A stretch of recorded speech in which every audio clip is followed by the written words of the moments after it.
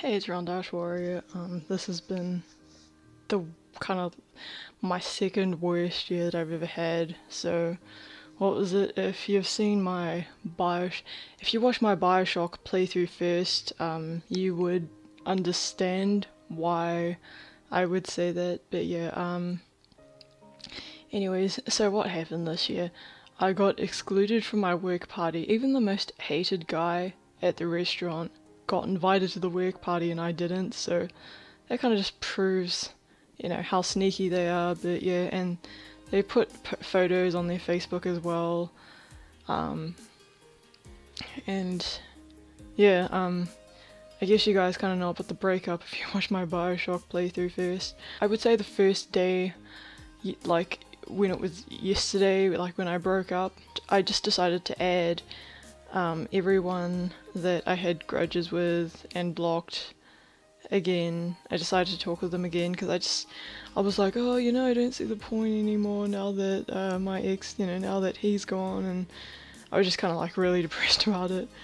But yeah, one person that I had a grudge with, he was just a complete asshole about it. I just said I just got out of a relationship and he just called me an attention whore, and I was just, just kind of stopped talking to him from there. Second guy I thought was weird. Fuck, I hope he's not watching this. He was still nice to me after the way I fucking treated him while I, while I was still trying to get over someone. I think you guys all know who this person is. I just went, why are you just being nice to me when, we just had a huge falling out, at the beginning of the year. He knows my real name, and he gave me a nickname for it, which I found kind of weird. So I think we talked from 7 o'clock at night till maybe like 2, 1, maybe 2 o'clock in the morning the next day. We were just talking about everything that happened, and just the whole time we were talking, it was just really weird because maybe like the first hour we were talking,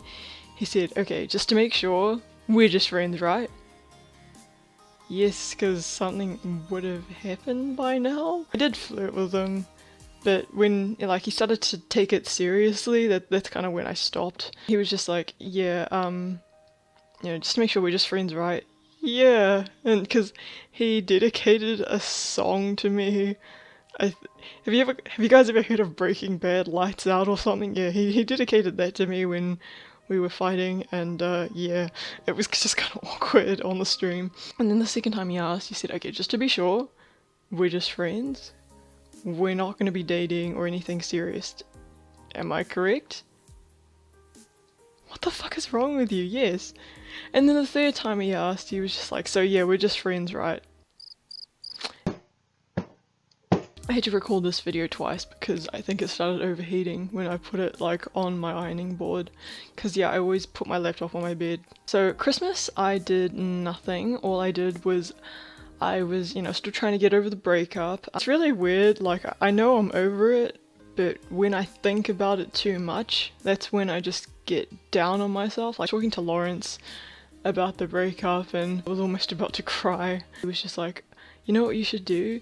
You should make a fake profile, and then you should add him, and then you should start talking to him until he wants to get serious with you, and then 5 months into the relationship you should dump him. And what the fuck is wrong with you? Enough bad shit has happened to me this year, and that's why I didn't want to have more karma to me, because yeah, I've already had so much shit happen to me this year. I just let it go. So I was just like, yeah, that's not gonna happen. I don't really harbour any bad feelings towards him anymore. The guy I just talked about a couple of minutes ago, Demonic, he was like, oh, you could just get drunk on New Year's and then you'll finally have your first New Year's kiss, because you said you've always wanted to be kissed on New Year's. Yeah, that's probably not gonna happen. I can't remember the last time I went out on New Year's because I live with my mum. Oh, sorry, I accidentally cut it off, but yeah, I planned on getting drunk and just spending it with a company of people, and I just got a message from Demonic. I should remember every time I talk to Demonic I should set it to away or do not disturb, because yeah, I get messages from him like crazy 4 times while I'm doing a playthrough. So yeah, I just don't want to spend New Year's alone. Not in that way. I just wanted to spend it with people, just talking and having a good time. That's just kind of all I want, and I don't think he understood. I don't think anyone understood when I talked about it. I mean, I know Lawrence did because he liked a girl for a year, which was also in Canada. I just said to him, you know, when you've liked someone for 6 months and then 5 months into the relationship, you hope that they want to get as serious as you, or when you hope, like when you have high hopes for the future, which is probably a really stupid thing to do. It just really sucks when they say like the chances are slim or they don't really see it going that far. For now, it just wasn't fair because just fucking look at the playthrough. I don't want to really just repeat myself. Housemate is right across from the hallway and my other housemate is sleeping right beside. He hasn't come home in 3 days, and my housemate from across the hall, she's such a fucking pig. Like she had just dye in the bathtub for 3 weeks now, and she still hasn't fucking cleaned it up, and she broke a glass. I'm planning on going out on New Year's, and I am going to book a taxi because I know how long it takes to get a taxi, you know, on a Saturday, let alone on New Year's. Chances are I probably won't spend it with my workmates. I have to tell my boss that I have like a graduation ceremony from the 16th to the 20th of March, so I have to go back to Thailand during that time. Thank God, because I'm starting to miss the internet. Yeah. For Christmas, I got a game. I got Remember Me from Kai, and I'm getting another present. I just felt really bad because he had a lot of friends to send gifts to, and he lives with 3 sisters and a mom and a dad, and it's got grandparents as well. So yeah, whereas I only had to send one Christmas present to him because my family doesn't celebrate Christmas. There's always that stigma when people from different religions tell you that they don't celebrate Christmas, and then like people just look at you like you shot a dog. So that kind of really sucks too, because I was really looking forward to spending Christmas, getting drunk after New Year's, and spending Valentine's with my ex. But I just don't think it was possible because, you know, we would only talk for maybe 1 or 2 hours before he would have to go to bed or something like that. Obviously his school comes first, and I guess it was hard enough that he only talked with his friends every weekend. I think he got the second hardest major. He had to juggle going to the gym or jogging, socializing with friends, talking to me, hanging out with his family, and doing his errands as well, or balancing assignments and stuff. So yeah, I could understand that. It was hard for me as well because I was looking for a job. I had to do errands, and the only days we was free were the weekends, and I had to work on the weekends, and I had to stay at my dad's house and then come back. Made sure I woke up early and came back home to talk to him. It was just so hard. I've already been in a long distance relationship, but I guess the difference between that was because we both had high hopes for the future, but it just didn't work out because I knew I was too young. He was 25. He was talking about moving in together next year, hoping to move in together next year, and I was like, whoa, I'm only 22. Or like, yeah, I turned 22. I was like, whoa, I'm gonna be turning 22 next year. I've already lived with a boyfriend before, and just it was horrible. I don't ever want to live with like my significant other again. Not until I'm like fucking 30 or something. It was just, I lived with my first boyfriend when I was 17, turning 18. So I would not recommend living with like your boyfriend or girlfriend when you're in your early 20s or stuff like that. It's gonna suck, like, let me tell you. I still wanted to be single, I still wanted to do my own thing. I didn't want to make all these plans. I was contemplating whether I should go to Canada or whether I should go to England to see Kai, and I guess I don't have those 2 options anymore. I guess I just have one, so I guess that's one plus to it. I thought it would be a good idea to end the year to give just a shout out to these people. Kai, thank you for always being there for me. I know that I'm really temperamental and volatile, you know, like my true nature kind of comes out when I'm irritated or angry. I think you're the first person that's, yeah, you're the first. I've had friends for like 5 years and they have never ever seen me angry. Like, I think you're the first person that's seen me extremely pissed off when we play games. But yeah, thank you for always being there for me. Thank you for always supporting me. I wasn't always the best friend, CJ. I know we don't talk as much anymore. Same with Kai, because you know he's got a job now. But you know, thank you for just when it got really, really bad, for always being there for me.